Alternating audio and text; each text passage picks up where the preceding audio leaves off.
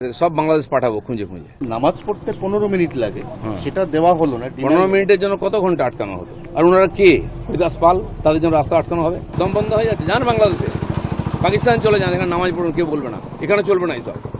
সংখ্যালঘু নেতৃত্বের একটা বড় অংশ অভিযোগ করছে যে রাস্তা আটকানো হবে এই দোহাই দিয়ে রেড রোডে এবার ঈদের নামাজ পড়তে দেওয়া হলো না, অথচ মাননীয় প্রধানমন্ত্রী নরেন্দ্র মোদী 45 মিনিট আগামী রবিবার রেড রোডেই যোগা করবেন, তার জন্য 8টা রাস্তা বন্ধ। ওরা বলছে এটা দ্বিচারিতার রাজনীতি চলছে। প্রাইম মিনিস্টার এলে তো সব রাস্তাই বন্ধ হয়, খালি রেড রোড কেন?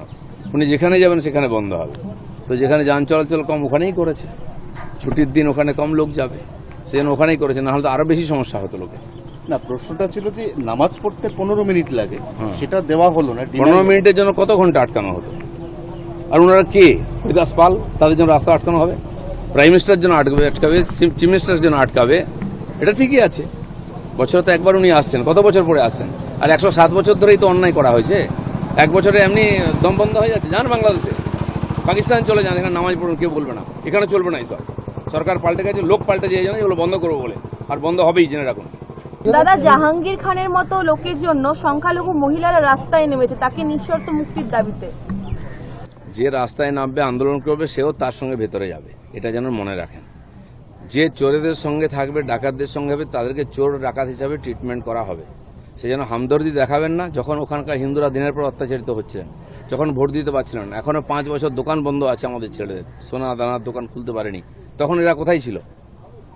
এদেরকে এখানে থাকার অধিকার নেই, এদের সব বাংলাদেশ পাঠাবো খুঁজে খুঁজে। প্রশ্নটা ছিল যে নামাজ পড়তে 15 মিনিট লাগে, সেটা দেওয়া হলো না। 15 মিনিটের জন্য কত ঘন্টা আটকানো হতো?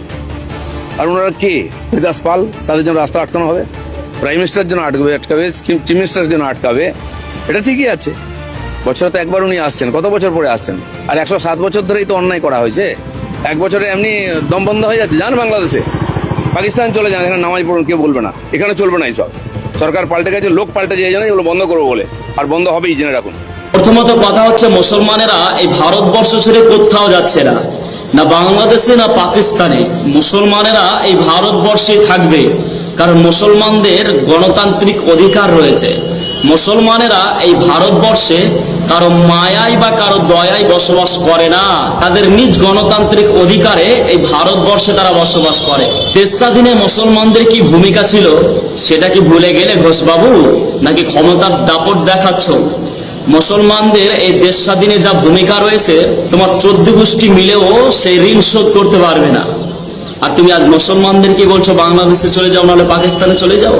দেশটা কি তোমার বাবার? তারপরে তুমি যাদেরকে হরিদাস পাল বললে, তারা হরিদাস পাল নয়, তারা মুসলমান। মুসলমানেরা 30 থেকে 40 মিনিট সময় চেয়েছিল ঈদের সালাত আদায় করার জন্য, তখন তোমরা বলেছিলে রাস্তা বন্ধ করে ঈদের নামাজ পড়তে দেওয়া যাবে না। আর আজ সেই রাস্তায় 14 জুন থেকে 21 জুন পর্যন্ত বন্ধ থাকছে। কেন? আইন কি সবার জন্য আলাদা আলাদা নাকি? একটা কথা ভালোভাবে মনে রেখো, ক্ষমতা থাকাকালীন এমন কিছু কাজ করে যেও না যে ক্ষমতা হারানোর পর ছাগল কুকুরের মতো অবস্থা হয়ে যায়। মনে রাখবে, ক্ষমতা চিরস্থায়ী নয়, ক্ষমতা ক্ষণিকের।